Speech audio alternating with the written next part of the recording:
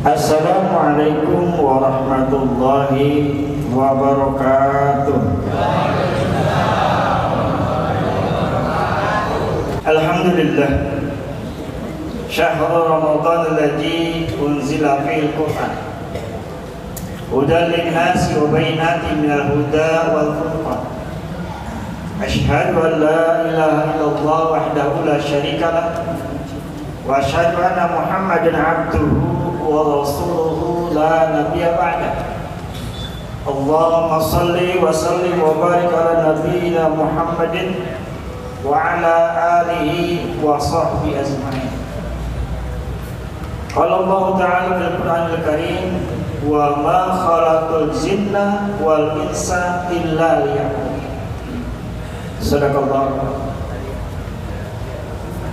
Bapak-bapak, hadirin hadirat, wabil khusus pengurus DKM Darussalam dan yang lain-lainnya, anak-anakku sekalian yang cakep-cakep, yang cantik-cantik, yang tenang dalam sholatnya. Alhamdulillah kita dapat berkumpul dalam rangka menjalankan sholat wajib yaitu Isya berjamaah dan dilanjutkan dengan sholat taraweh berjamaah. Insya Allah ibadah kita dari pagi hari sampai malam hari ini, insya Allah ibadah yang terbaik di Allah Subhanahu Wa Taala dan akan diterima oleh Allah. Insya Allah. Amin ya rabbal alamin. Salawat dan iring salam adalah kita curahkan kehadiran Rasulullah Sallallahu Alaihi Wasallam beserta keluarganya, para sahabatnya, para tabi dan tabi'in, para kita sebagai pengikutnya yang komit, konsisten melaksanakan sunnah-sunnah beliau. Mudah-mudahan kita selalu mengikuti jejak beliau dan akan mendapat syafaat yaumil akhir. Amin ya rabbal alamin. Hadirin hadirat jamaah salat tarawih rahimakumullah. Kalau kita membaca surat Az-Zariyat ayat 24 yang mana Allah menjelaskan kepada kita wa ma khalaqul jinna wal insa illa liya'budun. Tidak aku ciptakan jin dan manusia melainkan untuk ibadah kepadaku, kata Allah. Nah sekarang kita tanya, kok jin ada yang Islam? Tapi saudara perlu diketahui, pada saat Rasulullah Sallallahu Alaihi Wasallam pulang dari Makkah Maklah 200 meter lebih kurang, karena sekarang sudah dipotong jalan layak di atasnya itu. Rasul bertemu sekelompok jin. Pada saat itu umat Islam baru jumlahnya puluhan, belum ratusan. Sekelompok jin ingin dibayar oleh Rasulullah. Ya Rasul, bayar saya pada hari ini. Rasul bingung. Ya namanya bayar kan harus ada saksi, minimal satu, dan banyak sekali. Tapi Rasulullah pada saat itu sama sahabat yang masih kecil, ya, sahabat yang kecil namanya Ibnu Mas'ud. Berdua Rasul sedang berjalan, akhirnya mau nggak mau harus memasukkan Islam, harus membaiat kelompok ini. Nah setelah kumpul seluruhnya, Rasul membuat lingkaran besar. Lingkaran besar di tengah-tengah, Ibnu Mas'ud di tengah-tengah lingkaran itu. Nah disitulah Rasul membaiat jin. Berarti jin masuk Islamnya sama dengan sahabat-sahabat pada hari. Apa yang didapat saudara? Jin itu yang mau dibaiat oleh Rasulullah SAW terus menerus membaiat jin-jin yang lain. jin itu muslim, kalau setan itu ya yang dilaknat oleh Allah. Iblis dan setan itu yang dilaknat oleh Allah. Saudara, jin ini masuk Islam terus melaksanakan perintah-perintah Allah, menjauhkan larangan-larangan Allah, melaksanakan sunnah Rasulullah sampai sekarang ini. Nah, kalau kita bagaimana? Kita melaksanakan perintah Allah, apa kadang-kadang ditinggal? Apa kita tidak melaksanakan perintah Rasulullah? Kita tinggal kita membaliknya, kita berpikir saya ini jin atau manusia, lebih mulia jin atau mulia saya. Kalau ingin lebih mulia, kita laksanakanlah perintah Allah dan seruan Rasulullah. Ini kita perhatikan saudara, dalam kaidah-kaidah umat Islam kita mempunyai dasar yaitu Al-Quran. Kenapa tidak dasar Al-Quran? Kita melaksanakan ibadah saum di bulan Ramadan karena Al-Quran perintah Allah. Sudah hafal ayatnya 185. Ini dasar konsepsi untuk melaksanakan Islam, ajaran yang kita laksanakan. Nah, sekarang kita bertanya, sudahkah kita melaksanakan saum Ramadan ini sesuai dengan aturan Rasulullah? Ini perlu kita ketahui sekarang. Nah, kalau jin saja masuk Islam, Islamnya kafah, dulu istri kafah, dan kita pun harus Islamnya kafah. Jangan mengikuti nenek moyang kita. Saudara, dalam kaitan ayat ini di dalam surat Al-Anfal ayat 5, ya ayyuhalladzina amanu tajibu lillahi wa rasul. Kata Allah, hai orang-orang yang beriman, laksanakanlah perintah Allah dan laksanakan sunnah atau seruan Rasulullah. Ini panggilan-panggilan ini pertama panggilan untuk siapa? Orang-orang yang beriman. Bapak saudara, kita perlu diperhatikan sekarang ini kita berada di Ramadan yang ke-11 insyaallah. Sudah dari hari pertama hari sekarang ini bagaimana kondisi kita, saum kita? Apakah saum kita ini hanya sekedar menggugurkan kewajiban atau kita melaksanakan sunnah Rasulullah? Saum kita ini bukan hanya menahan haus dan lapar dahaga. Saum kita ini seluruhnya harus saum. Kadang-kadang kita mudah saja lisan kita ini membicarakan yang hal-hal yang lain. Padahal selamatul insan fi hizbil lisan. Keselamatan manusia itu dari letak lidahnya. Apa yang dibicarakan, apa yang diomongin, kalau kita sudah ngomong itu sangat mudah, apalagi yang banyak cerita. Di Ramadan cerita macam-macam, cerita orang dan sebagainya. Ada yang berkata, oh kalau orang yang saum kan tidurnya ibadah, itu kata orang itu. Tidak, kalau itu saum tidurnya ibadah, berarti orang yang saum tidur terus. Pagi tidur, siang tidur, sore tidur, kan ibadah.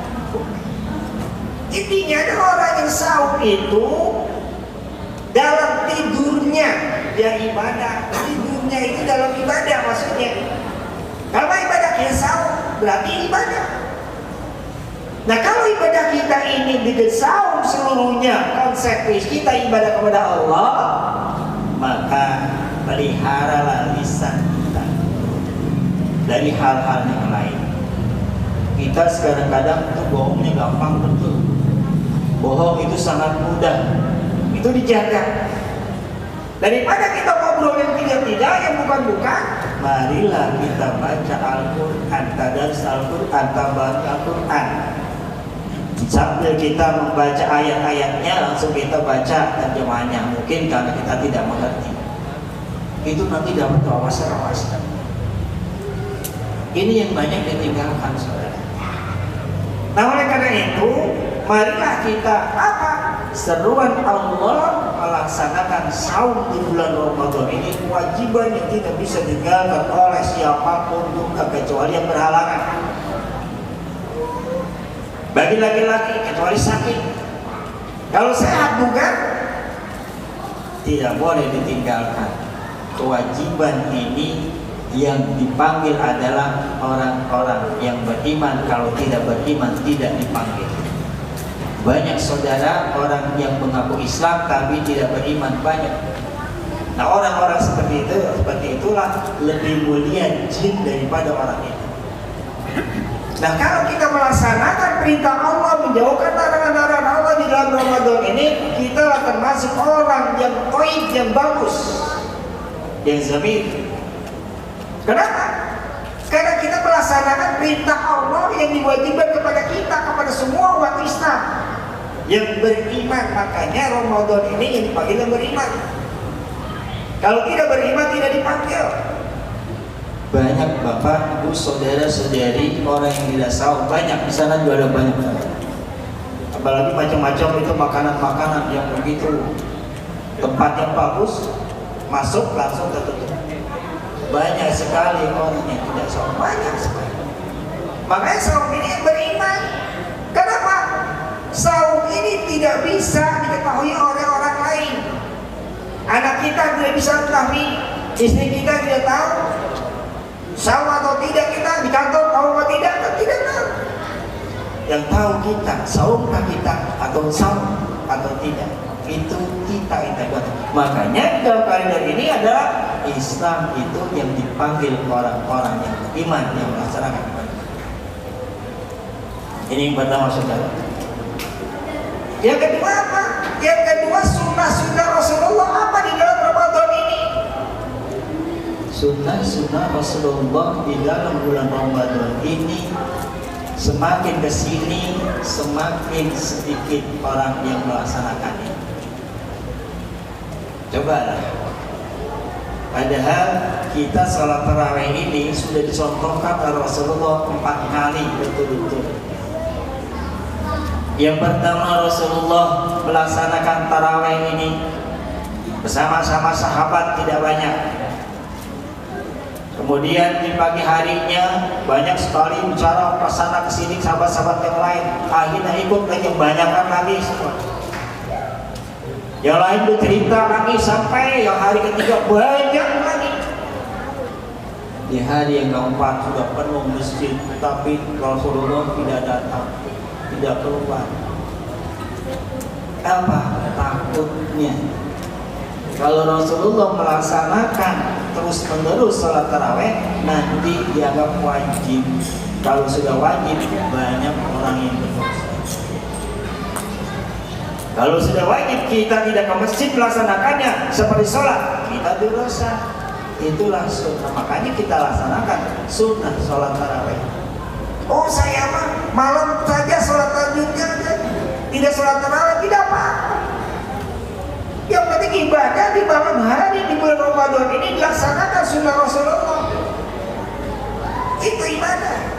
Ibadah sunnah yang inilah dinamakan muakkadah. Di dalam Ramadan melaksanakan sholat tarawih atau qiyamul lail atau tahajud, itu kaitannya sholat sunnah yang tidak pernah ditinggalkan oleh Rasulullah. Nah, sekarang kita tanya pada diri kita, sudahkah kita melaksanakan sholat di luar bulan Ramadan tahajud? Kalau belum, nanti di Syawal kita akan melaksanakannya. Kenapa? Berarti kegiatan Ramadan 1 bulan lamanya ini membekas pada diri kita, artinya kita melaksanakan sunnah yang dianggap sunnah muakkadah, yaitu qiyamul lail atau sholat tahajud. Ini hasil daripada Ramadan. Nah, begitu pun setelah itu dalam saum, di hari-hari yang lain kita, di hari yang lain maksudnya kita melaksanakan saum Senin dan Kamis. Itu hasil daripada kaum sekarang ini. Terus kita biasakan. Dan nanti di selesai Ramadan 1 Syawal kita masuk ke 2 Syawal. 1 Syawal silakan kita menikmati hidangan yang ada. Masuk ke 2 Syawal kita laksanakanlah yang namanya Saum Syawal selama 6 hari. Ini sebagai dasar sunnah Rasulullah yang ditinggal oleh umatnya begitu banyak. Nah, tergantung kita mau mengikuti sunnah Rasul atau tidak. Kalau ingin mendapat sunnah Rasul, dan insya Allah kita akan mendapat syafaat nanti di yaumil akhir. Rasulullah sangat sayang kepada kita, kita pun harus melaksanakan sunnah yang ia laksanakan. Inilah sebagai dasar. Jadi intinya kita melaksanakan ibadah saum Ramadan, yang pertama kita mendekatkan diri kepada Allah, laksanakan saumnya sebaik-baiknya, dan kita akan menjadi orang-orang yang bertakwa kepada Allah Subhanahu wa taala. Itu inti daripada takwa di saum Ramadan. Bapak Ibu saudara-saudari yang berbahagia. Jadi kaitannya dengan jin masuk Islam, ya. Sekarang itu di zaman Rasulullah dibuat prasasti oleh Rasulullah. Artinya tempat jin masuk Islam itu dibuatlah masjid. Di sana masjidnya kecil, ya, masjid kecil. Masjid namanya Masjid Jundawi, kata orang Arab. Kata orang Indonesia masjid jin yang sudah pada kesana. Di sebelah masjid jin adalah Masjid Asy-Syajar, masjid pohon. Pada saat itu jin juga masuk Islam, disaksikan. Tidak ada saksinya, tidak, Rasulullah tidak merubah siapa-siapa. Akhirnya pohon dipanggil ke Rasulullah untuk menghadap ke Rasulullah untuk menyaksikan jin masuk Islam. Akhirnya di tempat itulah dibuat Masjid Asy-Syajar. Ini seluruhnya sejarah Rasulullah dibuat masjid, dan sampai di Madinah banyak masjid-masjid sahabat seperti Masjid Ali bin Abi Thalib, Masjid Bukhairah, Masjid Utsman, Masjid Affan dan sebagainya, dan Masjid Abu Bakar. Semuanya masjid ada di situ, masjid sahabat. Ini sebagai dasar bagi kita. Dan kenapa Rasulullah masjid? Ini tujuannya untuk mengenang pada saat jamaah haji atau umroh yang sana, ia melaksanakan sholat sunnah di masjid itu. Ini sebagai dasar bagi kita sekalian saudara.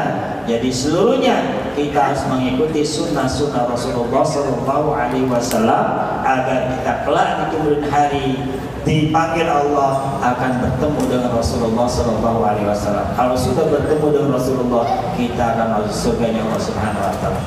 Inilah mungkin yang dapat disampaikan. Mudah-mudahan ini bermanfaat. Yang baik datangnya dari Allah, yang kurang baik dari pribadi saya. Mohon maaf, kurang maaf yang sebesar-besarnya. Adana Allah wa iyyakum ajma'in. Assalamualaikum warahmatullahi wabarakatuh.